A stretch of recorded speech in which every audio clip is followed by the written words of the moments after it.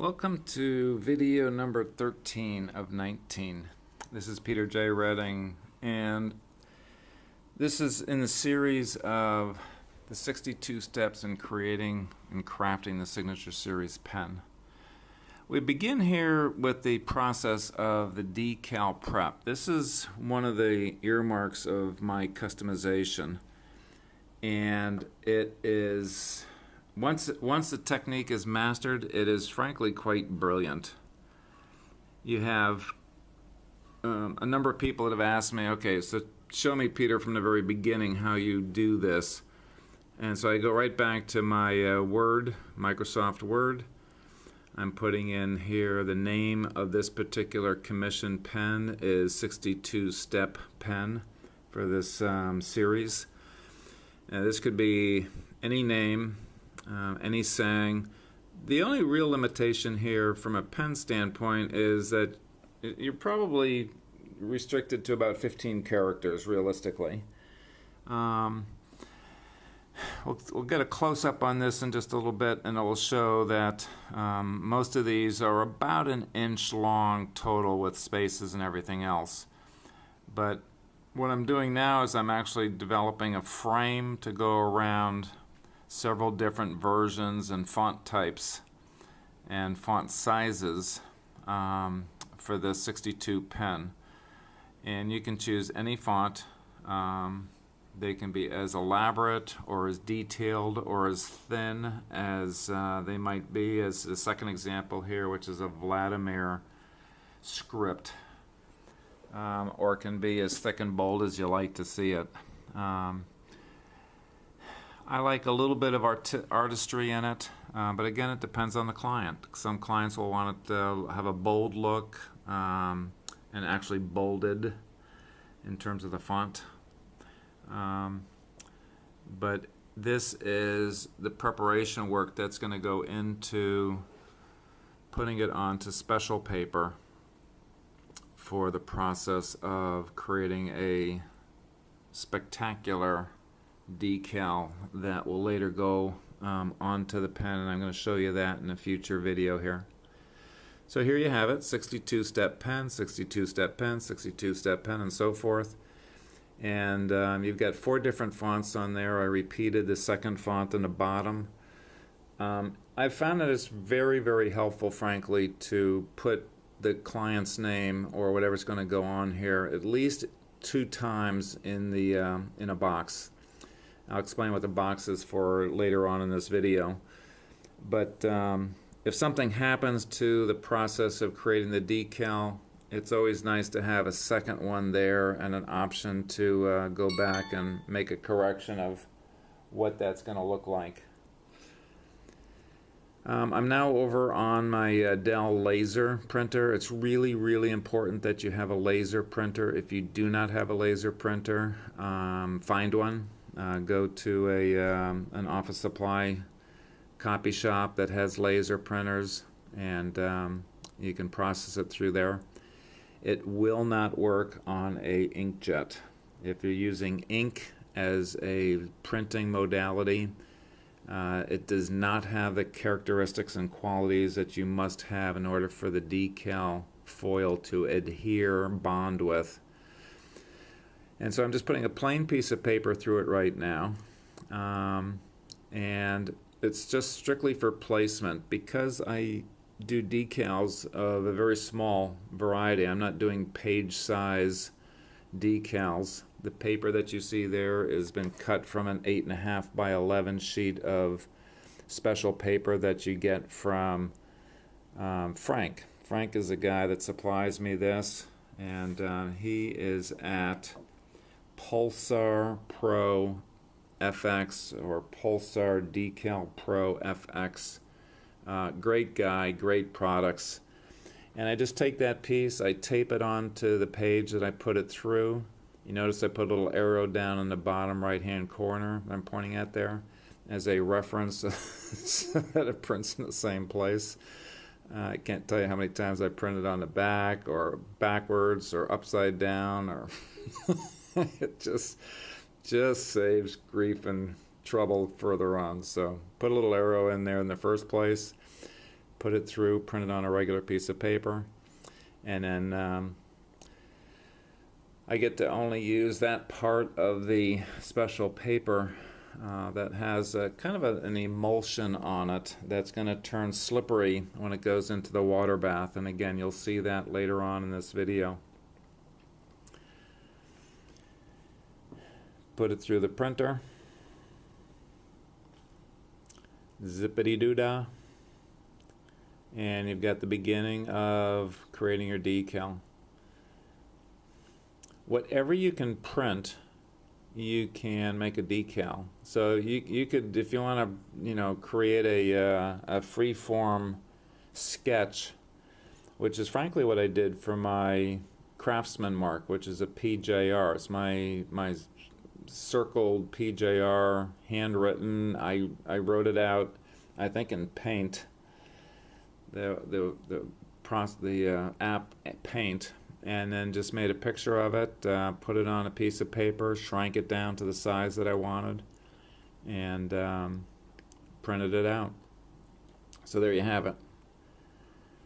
Now I've got a little excess paper on here. I'm just going to trim that off a little bit, but I don't want to trim it right back to the box because I want to leave a margin around that black box so that I can do some additional trimming with 2 layers that are going to go onto it. There's going to be a foil layer that goes on top of it first, and then once I've completed that, then there's going to be a mylar, clear mylar, which is actually sitting on there right there, but we'll come back to that in a moment. And there you have it. Now, the next step of the process is to bring it, and you can use a heat gun. Frank suggests using a real simple heat gun. You can pick one up at Harbor Freight for $10. What I've found recently is rather than using a heat gun, I just sit it on top of this heavy-duty industrial laminator, which is important to the process. This is heats up to a maximum of 379 degrees Fahrenheit. So this is as hot as you will bake your pot roast in your oven. And so I just sit it on the top here, which is where it's venting, just to dry it out. The point of this is to get as much of the moisture out of the paper, because the foil or the mylar is going to want to stick to the moisture in the paper. So I leave it sit on there for maybe, I'll say 2 or 3 minutes. That's it. Maybe even a little bit less. Just get it a little bit more dry, take some of the moisture content out. And then once I've done that, well, let me talk about the laminator that it's sitting on. This is an Apache, and the model number on this one is a AL13P. AL13P. This particular model is about 2.5, maybe 3 years old.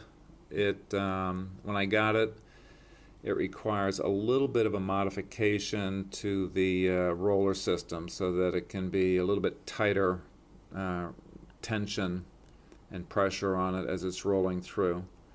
I'm moving it off of that little vent area there now and putting on a hard plastic. And rather than taking a piece of paper and rolling it or over the top of it, I've just take a little piece of painter's tape and put a piece of vellum. Vellum is like it's like a tracing paper almost. It's kind of semi-transparent. It's a little bit lighter. Apparently the heat goes through it a little easier and it helps the process. But the board that I'm putting this on right now and making sure that it's nice and flat and straight, I have probably used that 100 times, and it just works. I have a bigger one that I'll use here in a moment for another decal that I'm making. But you notice that I'm being very careful. It's an automatic feed, so it'll pick it up and feed automatically. I'm not pushing it. But what I am doing is pulling that vellum film down and out so that I'm getting at any wrinkles that there might be in that foil that I'm putting on top of it. The foil that I'm using on this particular decal is a metallic gold. These foils come in, I don't know the exact number, but there's got to be at least 15 of them that are just absolutely brilliant. Blues and greens and violets and reds and oranges and coppers, and the ones that I use mostly for my pens is the metallic gold that goes along with the 24 karat gold pen finishes. I also use a metallic silver for the chromes and rhodium metal finishes. They actually have a satin silver as well for for the satin pens that you might want to make, so that you have sort of a matching artistic look of the individual's name that you're customizing it for, and the kind of metal finish that he or she has asked you to make the pen out of. You just peel it off. It's real simple. You now have that foil that is bonded to the toner, and I keep repeating this: toner, it's not ink. Toner is little micro molecules of plastic, basically, is the way that Frank described it to me. And that allows the foil to actually bond to it through the heat and the pressure through the laminator. You notice that I actually put it through twice. I've done that since I've got the system, and it works beautifully for me. The next step is to take the print that has gone through now, and there'll be little sometimes you can't even see some of that foil that has kind of piggybacked on the print that you've done. And so this system here, again, just another little piece of painter's tape. I press it on there pretty firmly, actually, and then peel it back, straight back. And what this does is it removes any hitchhiking foil that might be stuck in the middle of an E, or the middle of a looped L, or any of the font types that you have that it just kind of sticks in there. And this process here removes that. And for a long time I forgot doing this, frankly. And so I'd end up with some of my letters that were sort of filled in with the foil as opposed to seeing through it. And this prevents that from happening. Real firm. It's not the where you want it to be. You won't come off, is basically the bottom line of this one. And now you've got a nice, clean, crisp.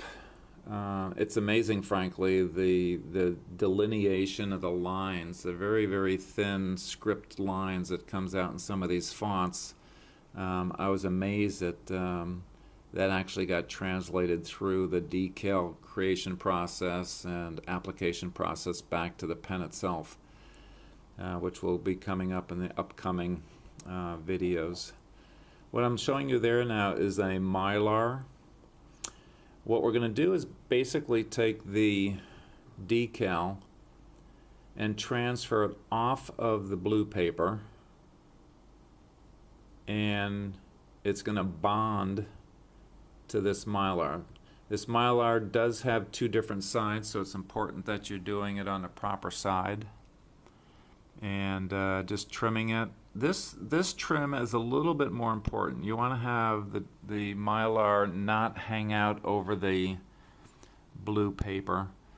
And so here's where that extra margin around the box comes into play, because it's a lot easier to cut the stuff with that backing as opposed to just trying to do it free form without a backing to it. And now you have basically 100% Mylar covering the blue. And we're ready to put that back into this little carrier board. You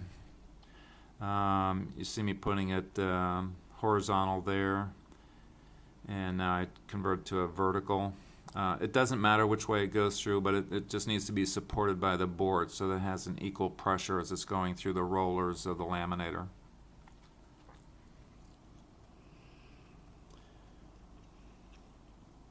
I'm acting as both cameraman and worker bee here, so just get the camera lined up here so that you can see what I'm doing.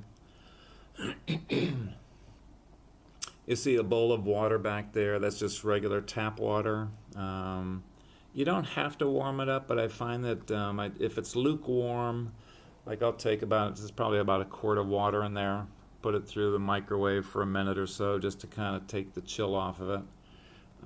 It seems to work better. It seems to permeate that blue paper when I put it in there and freeze it up, and it makes it easier to, a little bit easier and I think a little bit faster for it to release. I go through it once. You notice how I picked that up, by the way, by its corners and the edges. It's 379 degrees going through there, so you do not want to put your flat finger or thumb on the bottom of the board, otherwise you will have a not a huge burn, but it's gonna be sore for the week, I guarantee it. Yes, and I've done that. So 2 times through, nice clean as a whistle, flat, straight, bonded all the way around. I'm going to take that now, and you notice that it curled lengthwise, and now when I put this in, I forget that. I'm going to put it in the short end first, and you'll notice that it's going to curl lengthwise, so I forgot that. But even with that, it's where that border, that box, takes on some of that stress pressure when it goes into the water bath, whether it curls the right way, if you will. And the right way is to put it in with the curl first, the way it's going to curl. And that box takes some of that pressure. Now, I've already made up my PJR Craftsman mark, so what I'm doing here is taking this is a holographic gold foil. This stuff is dynamite. I just love the look of this. So rather than going through the second operation, I'm going to go through it again, just the different steps. But this little decal is www.signatureseriespens.com in a very nice artistic script. And so I've recently decided that it'd be nice to have a simple pen stand to go along with my pens and customization. So while that's heating up, I'm removing the decal from the blue paper that has now been totally released. This is not real delicate, by the way, at this stage. It's really, I was surprised by this myself. I thought, oh my God, if I touch it on the back or I do something, I'm gonna, scratch off part of the decal. You don't want to use sandpaper on it right away or something like that, but it's pretty darn hardy. I'm going to just pat it a little bit here, take the moisture off of both the front and the back. But the decal is basically done at that stage. I'm going to have it dry out a little bit more, but it's basically done. And now, as I need it, I can cut it out of that. The border will get lost. I don't need the border anymore. That's done its job.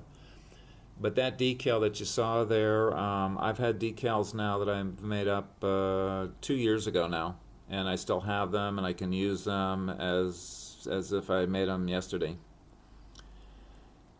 This decal square is a little bit bigger than the first one, so I'm going to use a little bit bigger board. You saw it there. It's I think it's 3.5 inches wide and 5.5 inches long. Because again, I want the whole square of the decal to be supported through the laminator. It's dried out enough to begin the process.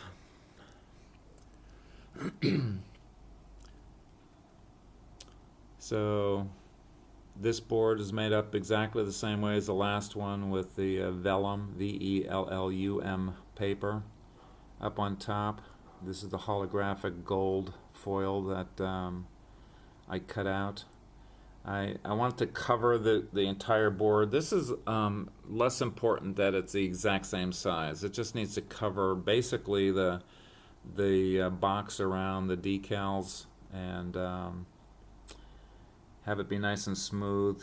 Again, just holding the vellum, pressing it to its side so that there's no wrinkles that are created as it's going through the automatic rollers, and the heat of the you can see it there, 379 degrees. If it drops down to 369 or 364, it's no big deal. Sometimes going through it will cool down just ever so slightly. Again, it's not recommended, I don't think, of putting it through twice. It's just a matter of habit for me now to put it through twice. So it's a good strong bond. And again, when you're grabbing it on the other side, do it by the back corners.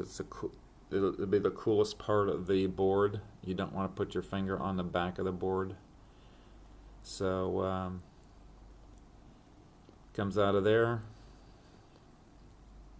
Now check this out. Check this out.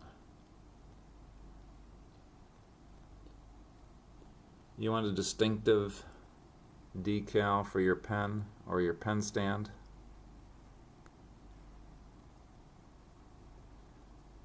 It's holographic, and what that is, it's like the ink becomes a prism and it reflects all the different colors of the rainbow.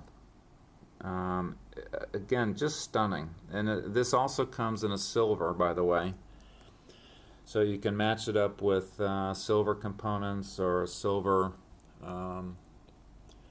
like I say, a rhodium, a chrome, a satin, any of those kinds of pen finishes if you want to kind of match it up with the stand that you may want to make for it.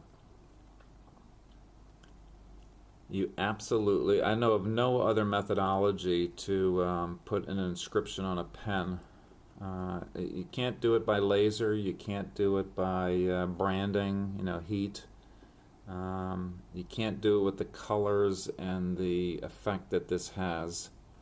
And it's amazingly thin. I mean, I think the decal is less than 5/1000ths of an inch by the time you get the thickness of that, so it doesn't get picked up. Now I'm showing you the tape here after going through this. You're going to see remnants of, again, those little, I call them hitchhikers, in between the letters or around the letters where you don't really want it. If you don't do that step of the process, the lettering will not be as crisp and as sharp as it can be. Now here you see the Mylar sheet again. It's not quite enough, so I'm going to have to go around the corner, and I was a little bit concerned right about where my thumb is. There's a crease that, because the Mylar has been sitting on this board for who knows how long. But anyhow, I charged forward. I figured the worst thing that could happen is I have to throw out, one of the 7 decals that I'm creating here in this box. But you'll notice, again, that trim around the box is really important because you want the Mylar to match the size of the overall box of the decals that you're working with.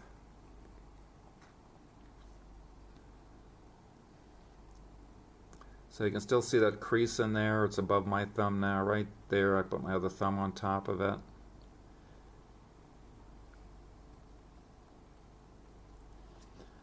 I like to have it parallel with the top. I bring it down a little bit so the heat can be even and not have to go through the tape. So that's why I intentionally have it move down about a ½ inch down on the board. And now you'll notice when I put it back through the laminator here,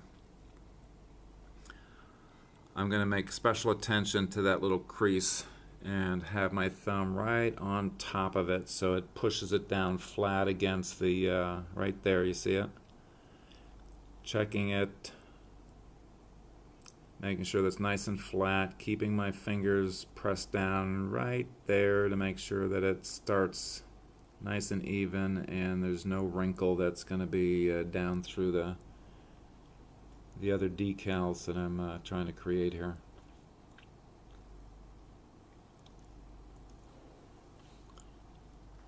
Grabbing it by its corners back there again. Woohoo! Yep, it's still hot, but not hot enough to burn you at that stage. gingerly putting it in a second time. Holding it down, again, pressing it out. Probably not real necessary at this stage. I mean, if there's a crease in it, by now there's going to be a crease in it the second time around. So it's just more by habit that every time it goes through, I want to kind of press down through that vellum paper on top to have a nice, clean, straight. And look at that. Almost like I know what I'm doing. Genius at work. Just, again, I'm inspired every time I see this. It's just fabulous. Just gorgeous. Like I say, I think there's 7 on there if I remember correctly. Now here I'm putting it in, quote, properly, because I put it in the edge first. That's going to curl. And you'll notice this, I'm going to keep the camera on here.